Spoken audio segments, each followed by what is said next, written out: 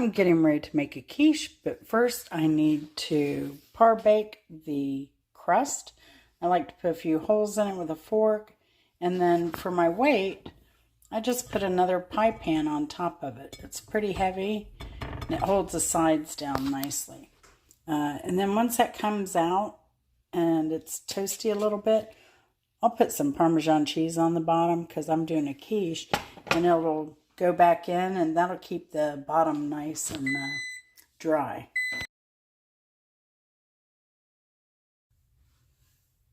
Today we're going to make a quiche. I had some leftover broccoli I wanted to use. I usually keep pastry in the frozen pie crust in the freezer.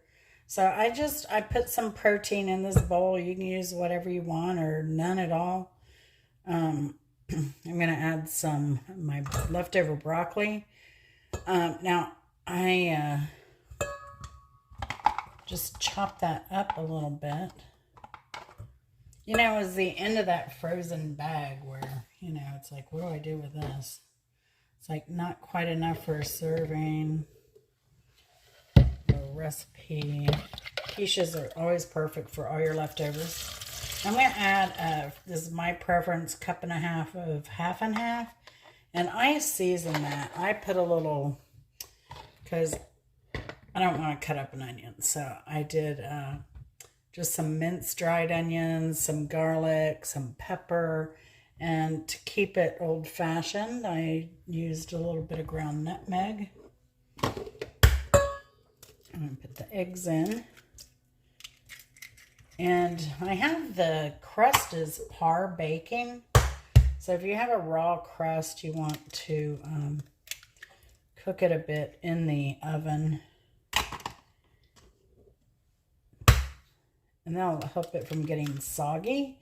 I also put a little bit of Parmesan cheese on the bottom. And put it back in the oven for a little bit.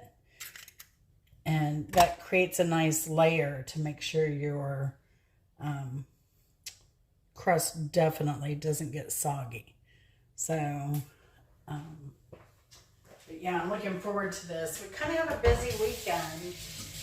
I'm thinking about going to a car show, and I have to mow the lawn. Then we need to trim some bushes back. So that ends up being an all-day thing. And I could probably plant a few more things in the garden. I want to get my squash in, but dang, this weather, you know, I'm going to say it again, it's driving me nuts.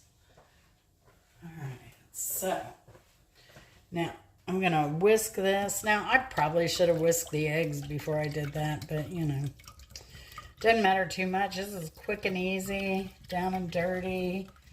Just an easy meal, and I love that it's make ahead and you just microwave it the next day. You can put it back in the oven if you want. If you're going to do that, make sure to you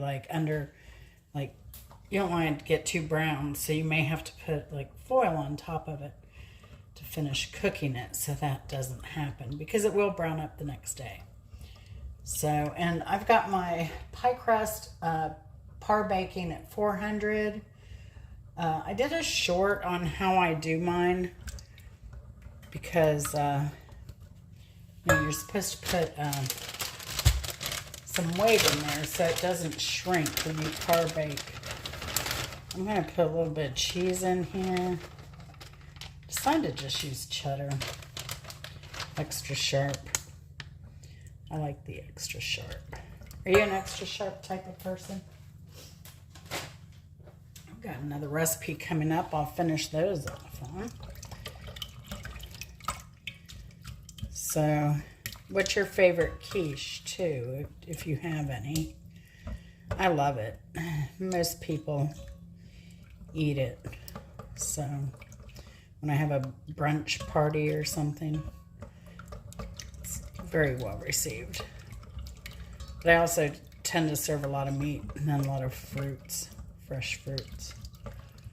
So, all right, I'm going to continue stirring this. We're going to wait for the crust to come out. And I will link that short in the description I hope I remember.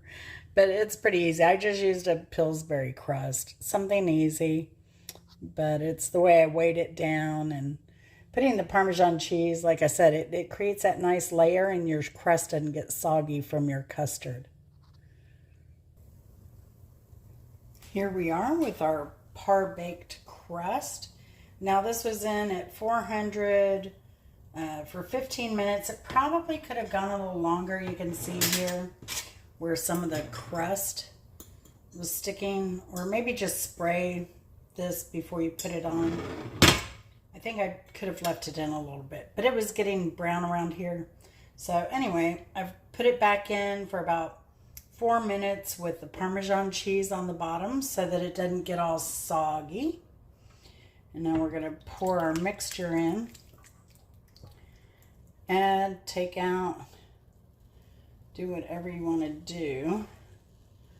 Want more veggies. I'm on the edge here. If you can see, I'm going to have to be very careful putting it in as to not go overboard.